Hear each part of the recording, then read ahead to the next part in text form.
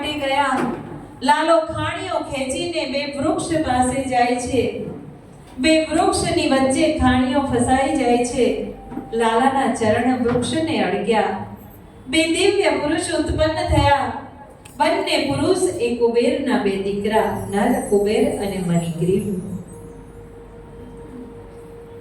કુબેર એટલે દેવતાઓના કોષાધ્યક્ષ, વિત્ત મંત્રી, finance minister.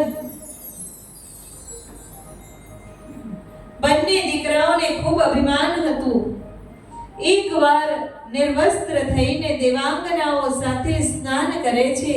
Naradji તેમને આમ કરતા રોકે છે, પણ માનતા નથી. શાપ આપે છે કે વૃક્ષ થઈ જાઓ. ધનનું, યુવાનીનું, સૌંદર્યનું અભિમાન નલ કરતા પણ નલ કુબેર ને વધુ હતું. ખૂબ સુંદર હતા.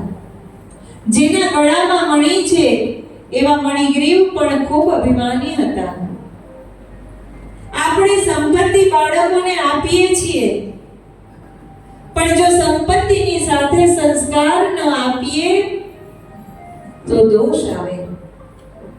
શાપ મુક્તિ માટે નલ કુબેર મણિગ્રીવ વિનંતી કરે છે. ત્યારે કહે છે કે ભલે તમે વૃક્ષ યોનિમાં જન્મ લેશો, પરંતુ નિરંતર તમને પ્રભુના દર્શન થશે. નંદ મહેલના આંગણામાં વૃક્ષ તરીકે ઊભા છે અને જે બાલકૃષ્ણનું નિરંતર દર્શન કરશો એ જ તમારો ઉદ્ધાર કરશે. છેલ્લા ભગવાનને સ્તુતિ કરે છે.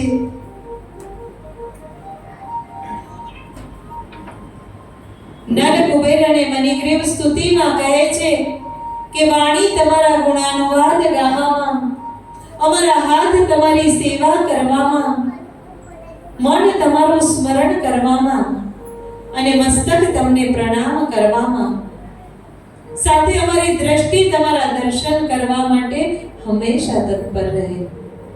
બંનેનો ઉદ્ધાર થાય છે.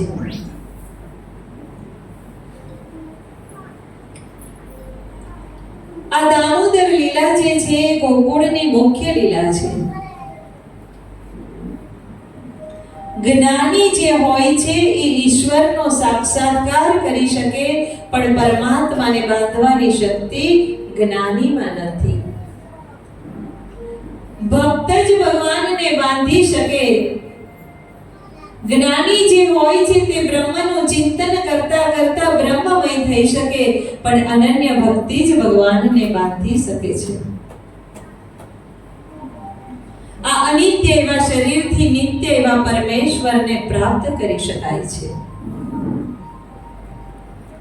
આ શરીર પરમાત્માના કાર્ય માટે છે. પ્રભુએ કૃપા કરીને આપણને આપ્યું છે, પણ મદમાં અંત થયેલા લોકોને આનું કોઈ ભાન નથી. કેવળ ભોગ વિલાસમાં જ સંપત્તિ અને સમયનો ઉપયોગ કરે તો તેને પણ ઝાડ યોનિમાં, વૃક્ષ યોનિમાં અવતાર મળે. ઝાડ એ ભોગ યોનિ છે, આ પાપ યોનિ છે. 6 ઋતુના માર એને સહન કરવા પડે છે. આગળ વાદમાં વત્સાસુર, બકાસુરનો ઉદ્ધાર છે. ગોકુળમાં ઘણા ઉત્પાતો થવા લાગ્યા. ઉપનંદે કહ્યું આપણે વૃંદાવન જઈએ, સ્થળાંતર કરીએ. લાલાએ જોયું કે વૃંદાવનમાં તો યમુનાજી છે, ગોવર્ધન છે. દર્શન કરીને લાલાને ખૂબ આનંદ થયો છે. ત્યાં લાલાએ વત્સાસુર અને બકાસુરનો વધ કર્યો છે. કંસનો મોકલેલો અગાસુર નામનો દૈત્ય તેનો ઉદ્ધાર કરે છે. લાલો ગોપ સાથે વનમાં વાછરડા ચારવા જાય છે, રમત રમે છે, સંતા કુકડીની રમત રમે છે. ગોપ બાળકો ગુફામાં સંતાયા લાલો શોધવા જાય છે. ગુફામાં પ્રવેશ કરે છે. ગોપ બાળકોને જીવતા લઈને પાછા આવે છે. અગાસુરનો અર્થ જોઈએ અગ એટલે પાપ અઘાસુર એ પાપનું સ્વરૂપ છે. પાપમાં પાપ સાથે જે રમે છે તે અઘાસુર છે. પાપ કરવામાં જે સુખ માને, ખોટા કામ કરવામાં જેને આનંદ આવે, કોઈને રંજાડવામાં પ્રતાડવામાં આનંદ આવે, તે અઘાસુર છે. કેટલીક વાર આપણને એવું જોવા મળે છે કે આવા પાપી લોકો પણ સુખ ભોગવતા હોય છે.